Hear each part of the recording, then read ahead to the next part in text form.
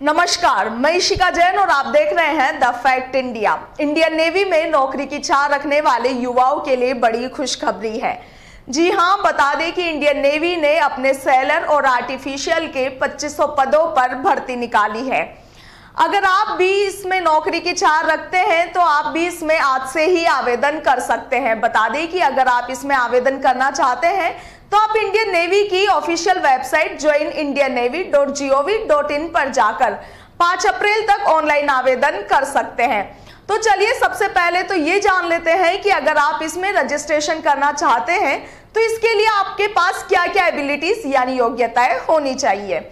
Indian navy की भर्ती में शामिल होने के लिए आपकी डेट ऑफ बर्थ 1 अक्टूबर 2002 से 31 जुलाई 2005 के बीच होना आवश्यक है। साथ ही इस भर्ती में शामिल होने के लिए न्यूनतम योग्यता मैथ्स और फिजिक्स के साथ 12वीं पास है।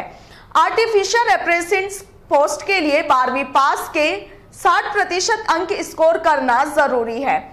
चलिए अब आपको ये भी बता देते हैं कि इसमें आपका सिलेक्शन 3 चरणों में होने वाले टेस्ट के आधार पर किया जाएगा।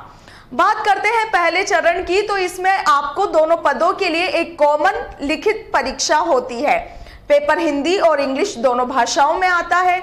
इसमें ऑब्जेक्टिव टाइप के क्वेश्चंस पूछे जाते हैं। 1 घंटे तक चलने वाली इस परीक्षा में सभी सवाल इंग्लिश, साइंस, मैथ्स और जनरल अवेयरनेस के पूछे जाते हैं। सभी प्रश्न 12वीं स्तर के ही आपको मिलेंगे।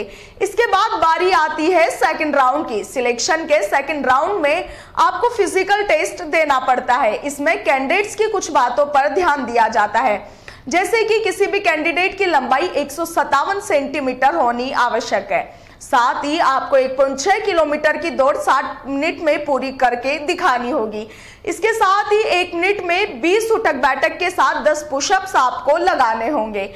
दोनों स्टेज में पास होने के बाद कैंडिडेट्स को तीसरे चरण के तहत मेडिकल टेस्ट के लिए भेजा जाता है। इसमें पास होने वालों की मेरिट लिस्ट देखते हुए सिलेक्शन किया जाता है। चलिए अब जानते हैं कि अगर आपको इसमें सिलेक्शन हो जाता है तो आपको सैलरी क्या मिलेगी। इंडियन नेवी में सिलेक्शन होने के बाद सबसे पहले उम्मीदवारों को शुरुआती ट्रेनिंग दी जाती है।